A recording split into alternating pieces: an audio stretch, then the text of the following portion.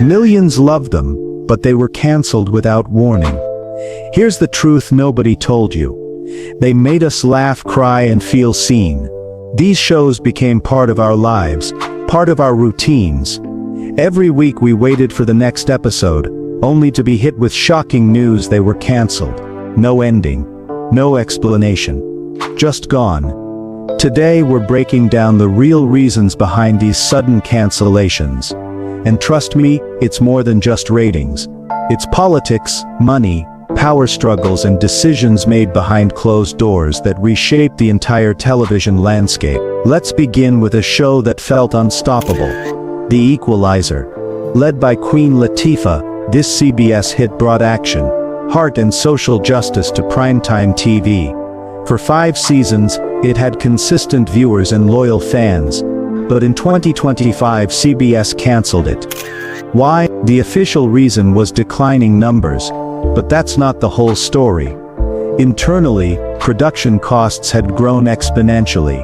Queen Latifah's salary, the action-heavy scenes requiring elaborate stunt work, and location shoots in New York City all added up to a staggering budget. Executives felt the cost wasn't worth it anymore, especially when newer, cheaper shows could potentially fill the same slot. Even when the team offered to cut the budget by 20%, move filming to less expensive locations, and reduce the number of action sequences, the decision was already made. It wasn't about the story, it was about money. This pattern repeats across the industry. When shows become successful, star salaries increase, production values rise, and what once seemed like a profitable venture becomes a financial burden. Networks often prefer to start fresh with new, cheaper content rather than negotiate higher costs for established series. Now look at Étoile from Amazon Prime. This ballet drama was hyped as the next big thing, with critics praising its authentic portrayal of the dance world and complex character development. It got a rare 2-season order before the first one even aired, a sign of massive confidence from the platform. But after season 1, despite positive reviews and a passionate fan base, it was gone. Canceled without warning. Why? Low viewership. Plain and simple. But not just that. Amazon's strategy changed dramatically. They decided to move away from niche dramas to more global, franchise-based shows that could compete with Netflix's blockbuster approach.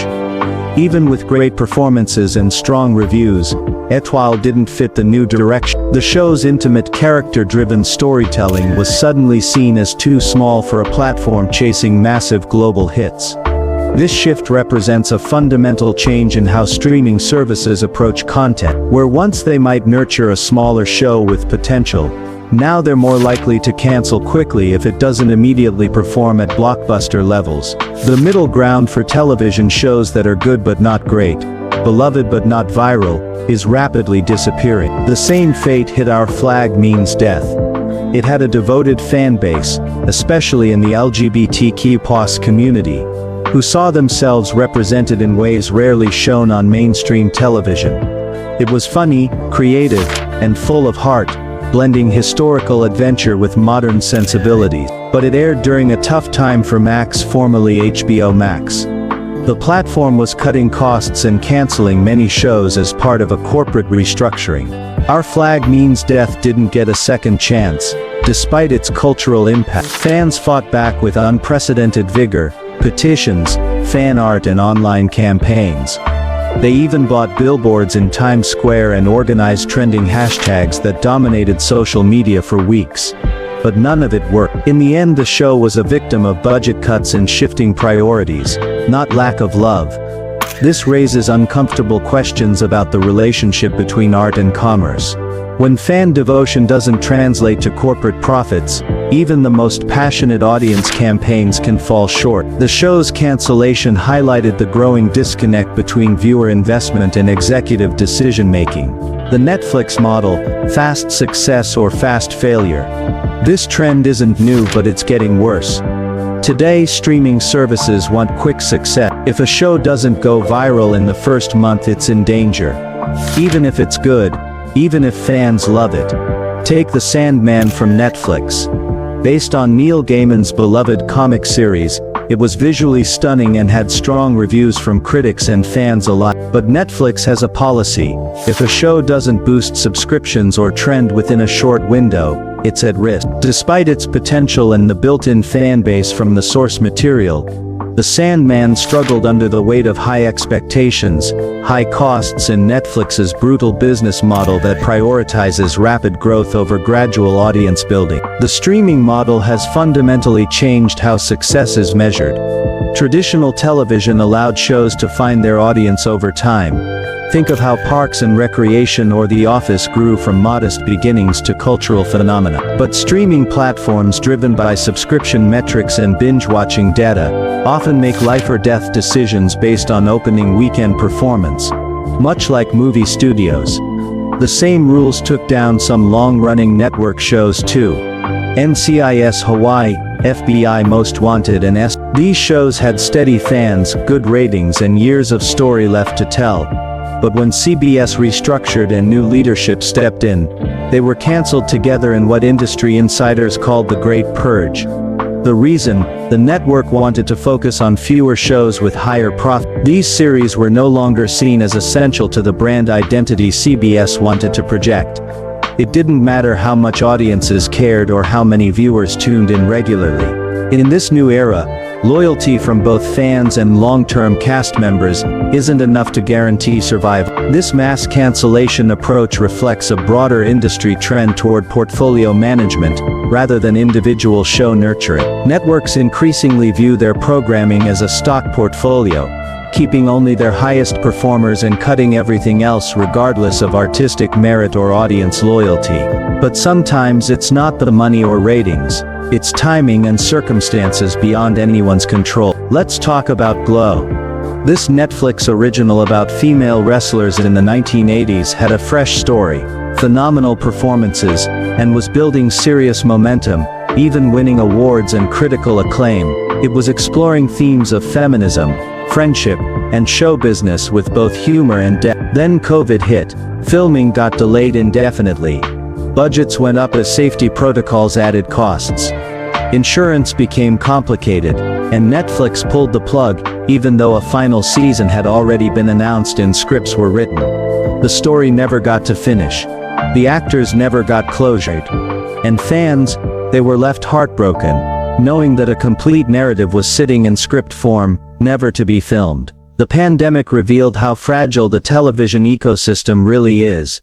Shows that seemed secure suddenly became liabilities when production became complicated and expensive. Many series that might have survived normal business pressures couldn't weather the additional challenges of pandemic production. The franchise gamble, when big budgets meet bigger expectations. A big Star Wars project, loaded with potential to expand the beloved universe into new territory. But it also came with a staggering $230 million price tag, more than many major movies.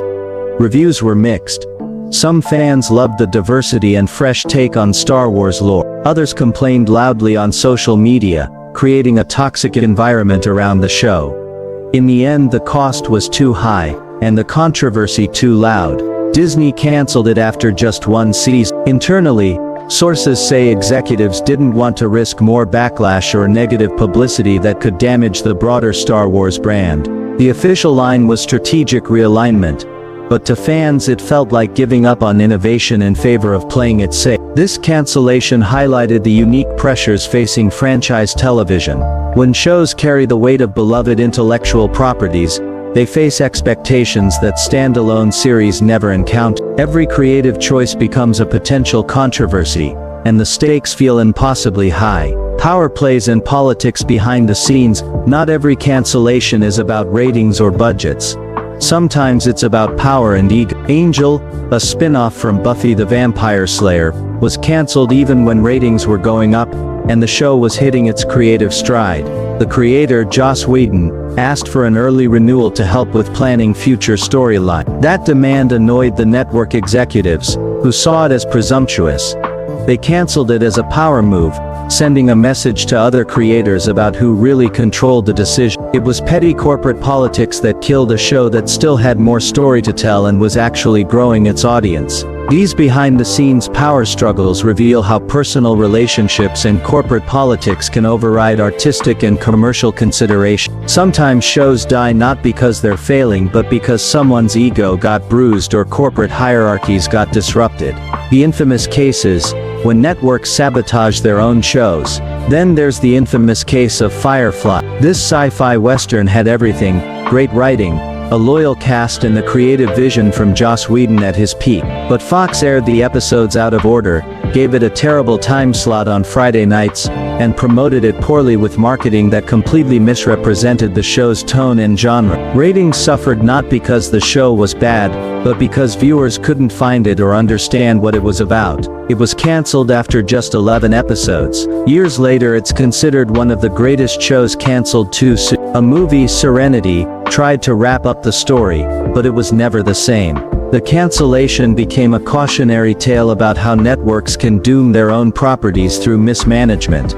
This case illustrates how network interference can be more deadly than any external factor. When the people responsible for promoting and scheduling a show don't understand or support it, even the best content can fail to find its audience. Brand image versus artistic merit. Sometimes shows die because they don't fit the brand anymore. Happy Endings was a sharp, funny comedy with witty writing that rivaled the best sitcoms on television. But it couldn't find its place on ABC. It changed time slots multiple times, confusing loyal viewers who never knew when to tune in.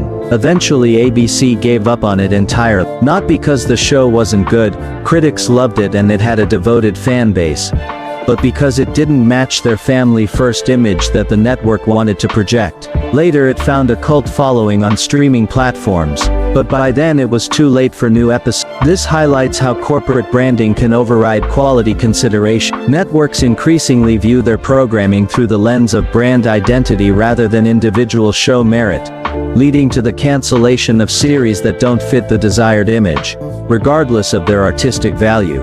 In other cases, scandals force immediate cancellation. House of Cards was a Netflix flagship that changed how we watched political drama and helped establish Netflix as a serious content creator, but when lead actor Kevin Spacey was accused of misconduct, the show ended. Netflix tried one last season without him, but it didn't land with audiences or critics. One person's scandal ended a whole series and destroyed years of storytelling investment. Reality TV also gets hit by scandal. Here Comes Honey Boo Boo was a ratings hit for TLC, drawing millions of viewers and generating significant advertising revenue. Then news broke that the star's mother was dating a registered offender.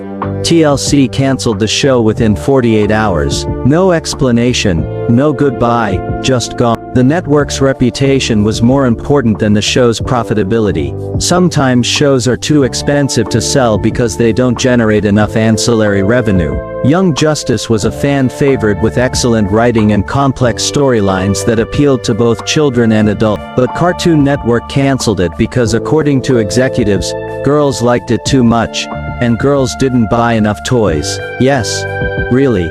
A creative, well-written animated show got canceled over toy sales rather than viewership numbers. Years later, fan support brought it back on streaming platforms, but it shouldn't have had to die in the first place. This reveals how children's programming is often driven more by merchandising potential than artistic merit. Shows that don't generate toy sales, video games, or other products face cancellation regardless of their quality or popularity. Even new shows aren't safe from corporate strategy changes. NBC's Grosse Pointe Garden Society had a unique premise and strong performances from its cast, but after one season it was canceled. Not because of ratings, the show performed adequately for its slot, but because NBC didn't see it working on their streaming service. The showrunners begged to move it to Peacock, NBC's streaming platform, where it might find a different audience. They were turned down flat, with executives citing strategic priorities and platform synergy. It's clear that the television world has changed fundamentally. Ratings alone aren't enough. Networks and streamers care more about short-term results than long-term loyalty. A show has to make a big impact fast, or it's considered a waste of resources. The middle ground for television programming is disappearing, leaving only blockbusters and cancellations. Viewers are often the last to know. One day you're watching a show you love. The next, it's gone from the app. No warning, No answers, just silence. And the worst part, most of these decisions are made without ever consulting the creative teams. Writers, actors and directors often find out at the same time the public does, through trade publications or social media. But there's hope. In recent years, fan campaigns have saved shows. Brooklyn Nine-Nine was cancelled by Fox and saved by NBC after massive fan outcry. Sense8 was cancelled by Netflix, but fans demanded a final movie and got it. The Expanse was saved by Amazon after Sci-Fi cancelled it. These examples show that viewers still have power when they organize effectively. Streaming platforms now track everything: how long you watch, whether you binge, if you skip intros, when you pause, and what you watch next. All of it counts toward renewal decisions. So if you love a show, don't just watch it, talk about it, share it, engage with it online, create fan art, write reviews. It might make the difference between renewal and cancellation. In the end, these cancellations tell a bigger story about how television is no longer just entertainment. It's a business machine. It moves fast, it's ruthless, and it often forgets the very people it was meant to serve: the audience. The human stories, the representation, the artistic risks, all of it can be sacrificed on the altar of corporate strategy. But here's the truth that studios forget: we remember. We remember the stories, the characters, the laughs, the tears. Even when the episodes stop, the impact stays with us. And as long as we care, as long as we speak up, there's always a chance to bring something back. The fight for quality television isn't over. It's just moved to new battlegrounds, fought with different weapons, and measured by different metrics. But the core remains the same. Great stories deserve to be told, and passionate audiences deserve to be heard. So don't give up on the shows you love. They may be gone, but they're not forgotten. And sometimes that's enough to start a comeback. If one of your favorite shows was canceled too soon, comment below and let's tell the world these stories still matter. Share your memories, your frustrations and your hope. Because in the end, the only thing more powerful than a corporate cancellation is a community that refuses to let go of the stories that changed their lives.